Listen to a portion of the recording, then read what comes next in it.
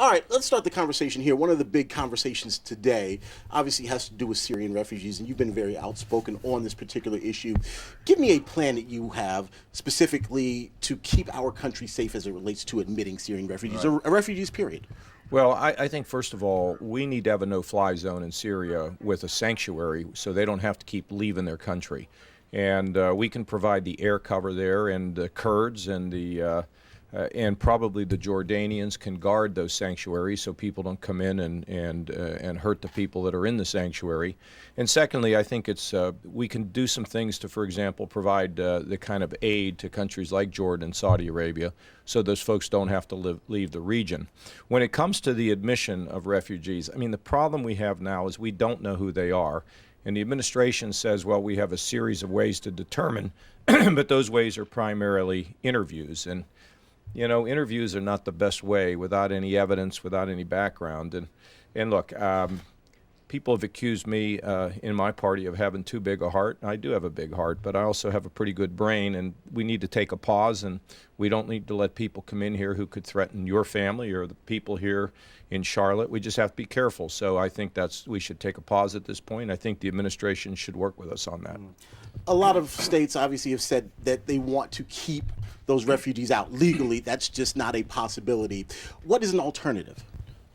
Well, you know, I think that the federal government does not listen to the states. I think it just creates more disruption here in our country. And we have a lot of big problems to solve, whether it's balancing the budget, rebuilding the military, destroying ISIS. I mean, we need to be unified as a country. And I don't think it's unreasonable for the governors, the vast majority now, to say, look, hold up on this. And so, again, I think they need to be in a sanctuary in the Middle East, you know, living in Syria, and help the other countries there keep them. But I don't think we can take this kind of a volume at this point in time without having a sense of who they are.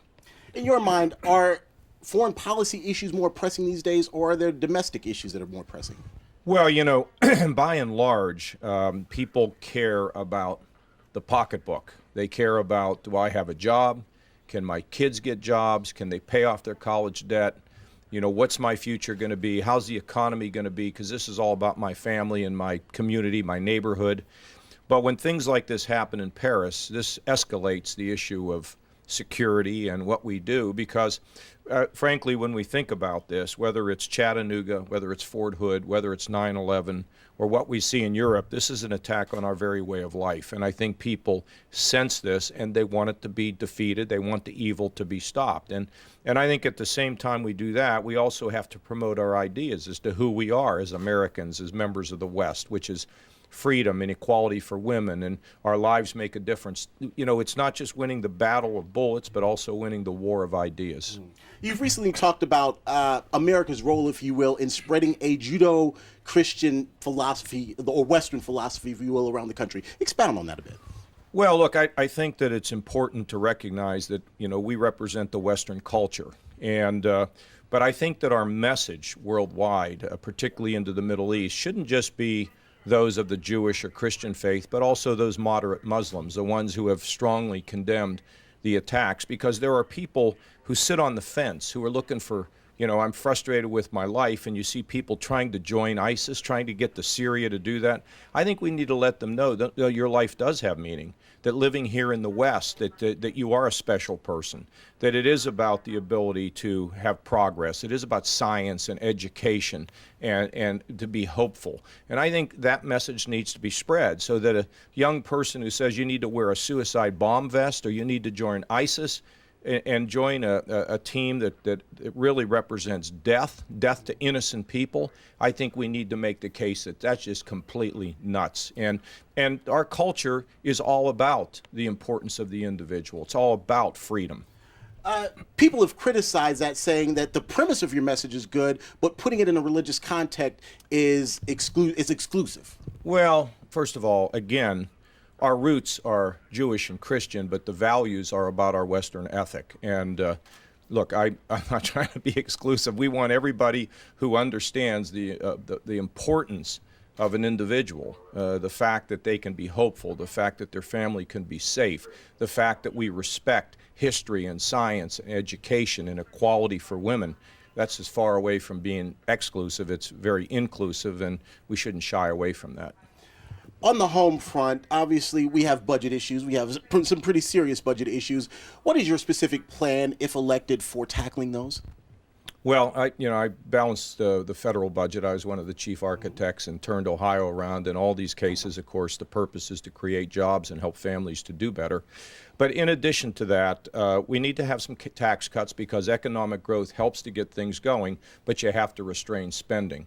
So I've proposed slowing the growth of Medicare from 7% to 5%, Medicaid from 5% to 3%, freezing non-defense discretionary, taking the defense spending that we need because we need more resources in defense. When you restrain federal spending and you cut taxes, those two things come together to get you a balanced budget and economic growth, which is what we search for. So I do have a specific plan, and johnkasich.com is the website where people who are numbers geeks can go and see how we do it. But, I've done it before, and I can do it again. Do you think it's going to be possible, even with Republican majorities, being that the party seems fractured a little bit at this point? Well, I think with leadership, particularly executive leadership, and I'm the governor of Ohio, so we're not in a tiny little state. It's a big-time place, and we've been able to unite people there. And when I served in Congress, I was in a position where Republicans and Democrats work together. We can't solve the biggest problems in this country if we're just fighting one another and hating one another. And so, it's about getting people to remember that when you're in these jobs, you're in them for a short period of time, and you're there to serve America, not your political party or your ideology. Doesn't mean that you don't have fights and arguments, but don't make it personal and keep the big picture. Keep the big picture in mind. So what is the big picture in your mind? Well, the main thing is, the strength of our families and our communities and the ability to create economic growth so that people, as they get out of school, as they graduate from college, when they come out of vocational education, they got a place where they can have a good living, where they can have good wages, where they can raise a family, and where the next generation is going to be a little bit better than what I got from my parents. That's the American dream. Everybody does better generation after generation. And that we be safe. And that we return to a sense of common sense in this country, not all about political correctness. What is the state of the Republican Party in your mind? I kind of may have presupposed that it's a bit fractured. In your mind, what's the state of the Republican Party? Well, look, the way it works for me is I believe that government is a last resort, not as a first resort, but the need to help people who live in the shadows. Economic growth is not an end unto itself. This is my message, and I'm running to be the head of the party. So there's a lot of people with a lot of different visions, and then we'll pick somebody, and then we'll see where it is. The key is to have a solid program. You can't come up with ideas that aren't going to pass the smell test, that are unrealistic, overpromised, but things that literally can be accepted and understood. Sort of like the budget plan I have has really not had much criticism at all. It stands the test of time. My suggestions on what we need to do on national security, you have to be solid, but you have to also be reform-oriented and do everything you can to begin to move a lot of power, money, and influence back to where we live so we can fashion solutions based on our values, not some bureaucrat in a faraway place trying to determine what's best for us. You just mentioned national security. You'll be touring South Carolina today, be in Spartanburg and then Charleston. A major issue right now in South Carolina is the idea that Gitmo detainees could ultimately be moved there. No, you chuckle, so go ahead. I'll just let you. I see no reason I see no reason to shut down Gitmo, and I don't think it's going to happen. You don't think that will happen at all? I think that there was some language in one of the bills that prevented it, and the president let it go into effect. So I don't see any reason. Not particularly not now. We're going to let people out of Guantanamo so they can go back on the battlefield. No, we're not going to do that. Or put them right in our communities. We're not going to do that. I wouldn't be for it. All right. Right now, tomorrow you'll be in New Hampshire. Right now, the latest polls have you at about 7% there in New Hampshire. What's it going to take to move up in the polls from your perspective? Well, look, there's a poll every day, and we have our own polls, and we feel like we're doing very well. And in New Hampshire, which is 1.3 million folks up there, you got to see them, you got to talk to them. They listen to you, they question you, and that's how it works. And I've been in the top tier all along, and nothing has changed, and we feel as though we got a lot of work to do, but we feel pretty good. And if I come out of New Hampshire with a big win, I'll give you one of the first interviews right here in Charlotte. And that's a promise. You're on record with that. You realize. Right here. Okay. All right. Well, you're on Okay, record with folks, that, and I you will heard it definitely here hold. I first. will hold you to that. You've got to be scratching your head though that anti-establishment candidates are doing so well these days. You know, I don't really think about it. I figure that everything is going to settle down. And I think at the end, particularly now as we see these national security issues, I think people are going to realize that experience does matter.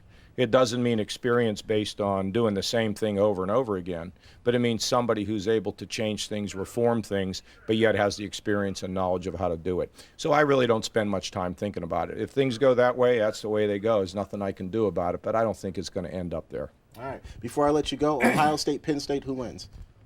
Well, that's not even that's the easiest question I've ever Oh, you're had from in my Pennsylvania. life. I'm sure you're part of your heart. No, none of my heart is with Penn State. My heart is, of course, with Ohio State. And people say, how could you won the title last year with a third-string quarterback? It's pretty amazing, isn't it? I said, well, you should have seen our fourth string.